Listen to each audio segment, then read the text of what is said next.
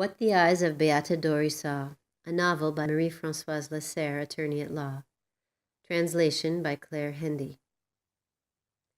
Chapter 9 was published on Friday the 16th of November, 2018 at 2:45 p.m.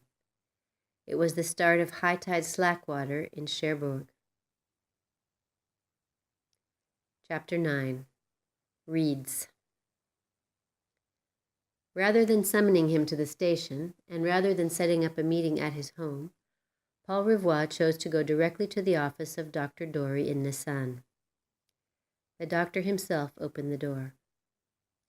"Good timing, Agent Rivoire. You must have passed my last appointment on his way out," he said as he welcomed the policeman into his office. "And the next one just canceled." "Yes, it's better this way, doctor. I need to speak to you privately." "It's about the reeds you gave me, the ones your wife inked at the tips to use for drawing. As you pointed out, reeds don't grow around here. The nearest ones we could find within the given perimeter are too far away to allow your wife to cut them and then be back in time to pick up your son after hockey practice. On the other hand, in Lasserre, we did find an abandoned estate with an untended ornamental garden. There's a stone pool there with reeds growing in it, and we took some samples. On comparison, we found that they're the same variety as the ones you gave us." "And? Continue, Agent Rivoire. Get to the point. What have you found?" "Well, we met the custodian and his wife who've been taking care of the estate. They were about to leave the place as they hadn't been paid for months. The managing director, who was living in the big house, and who the housekeeper called a womanizer, has disappeared, as has everyone else even remotely involved with the Nissan sand scandal.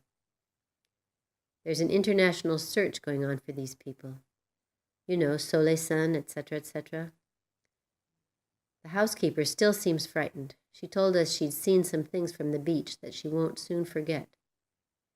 It seems there was clandestine core sampling going on." "What do you mean, core sampling? And what does that have to do with my wife?" "Core sampling, of course, is permitted only with official authorization. It involves piercing the ocean floor to considerable depths with large industrial drills in order to take samples. These drills are operated by complicated mechanical arms, and the samples are in the shape of carrots, which is where the name comes from." "I understand all that, but what's the connection to my wife?" Agent Rivoire hesitated. "I wanted to give you back her drawings, Doctor. We've had them copied. It took one of our interns quite a while." He held out the folder. "Here, I brought them back. You have a right to them, and I didn't want them placed under seal." "And why would they have been placed under seal?"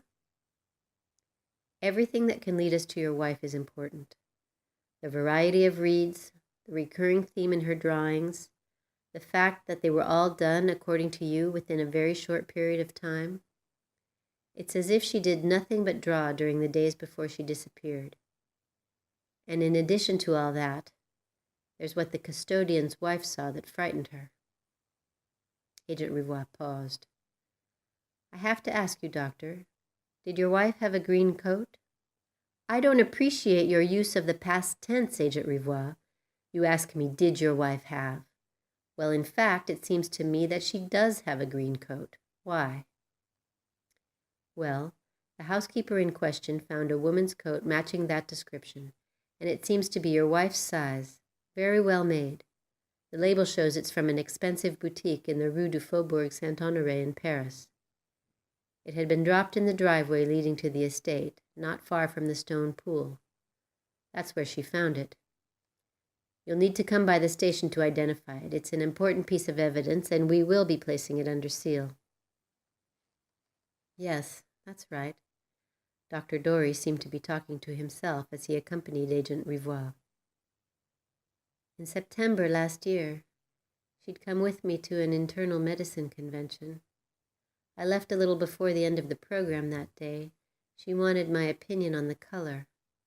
I went to meet her. In September, north of the Loire, the days are shorter than they are here. but we could still see well enough. We took it out to the sidewalk with the sales clerk to look at in the daylight.